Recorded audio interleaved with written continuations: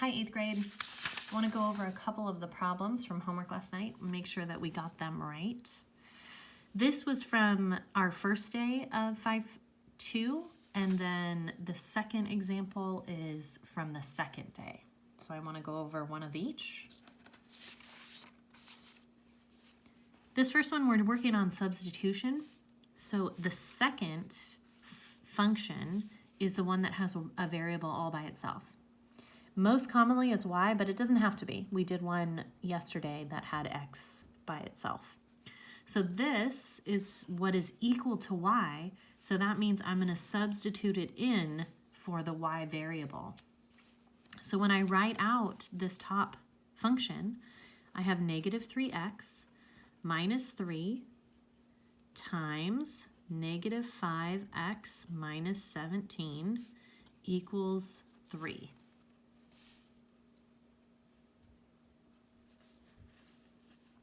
Then, from there, I'm going to distribute my negative 3. So I have negative 3x plus, so I have a negative times a negative, so that's a plus. 3 times 5 is 15x. Then I have to do negative 3 times negative 17, so that's a plus. And off to the side, 17 times 3 is, carry the 2, 51. So 51 equals 3.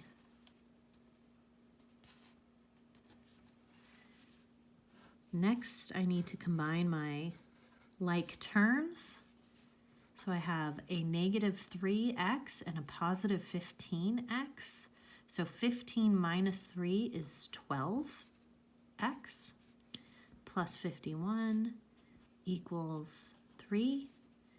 Now I'm going to work on getting the variable all by itself. So I'm going to do the opposite to move them over. So I have a negative 51 and a positive 3.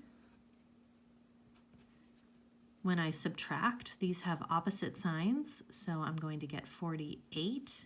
Negative 48, and I still have a 12x. Divide by 12, x equals negative 4. Now I know what x is, so I have to substitute to get y. I can use either function to do it. I'm going to use this one because the y is already by itself. So y equals negative 5. Put in my answer, negative 4 minus 17. So y equals, and then I'm going to multiply negative 5 times negative 4 is a positive, 20 minus 17. 20 minus 17 is 3. So y is equal to 3. My final answer, negative 4, comma 3.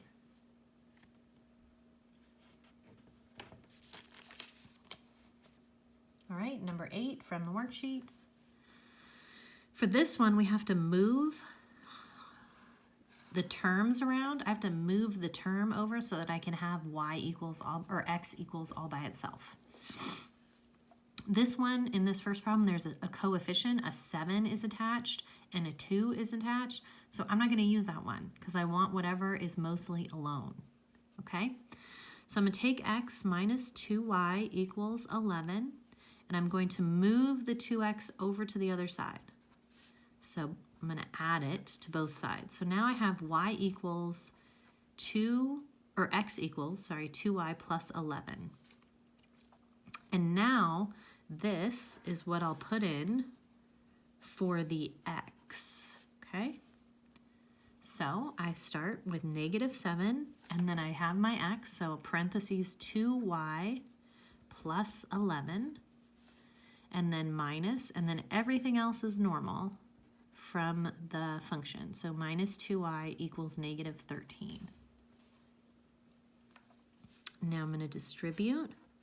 Negative 7 times 2y is negative 14y. plus a negative 77. So I don't even need that plus. That plus doesn't matter anymore because the negative makes it, the negative 7 on the outside makes the whole thing negative. Minus 2y equals negative 13. Now I can combine like terms. So I have a negative 14 and a negative 2. They have the same sign, so I add them, and I get a bigger negative number. Negative 16y minus 77 equals negative 13. Now I want to get that variable alone. So I'm going to add 77 to both sides. Makes this one fall out. So I'm left with just negative 16y. And on the right, I have 77 minus 13 because this is positive, right? If I put the positive one first, 77 minus 13. So 7 minus 3 gives me 4, and 7 minus 1 gives me 6. So 64. And then I divide by negative 16, and I get y equals negative 4. So that's one of my points, right? One of my answer. Now I need to plug it back in. I can pick whichever one I want. I can pick the first one or the second. The second one has smaller numbers. You could also, we talked about this in class, you could also use this one, the one that you made, as long as there's no errors in it. I'm going to go back and use this one. So I have x minus 2 times y, so negative 4, equals 11.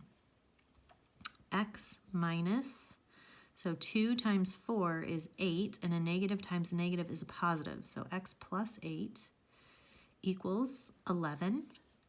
And then I'm going to subtract to move it over. So now my 8s are gone, and I get x equals 3. So my answer is backwards from the one we just did. This time I have 3 and negative 4. So the order matters, right? X first and then y. All right, if you didn't get for number 4 and number 8 the same answers as I did, please fix them, redo them, double check them. And then for homework today, we are going to do some IXL. So once you log in, remember to log in through Clever. We are going to do section AA. I highlighted a few.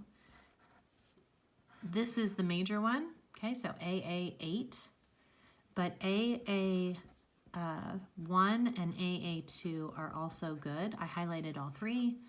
I'd like you to spend 20 minutes working on IXL after you have done this math, okay?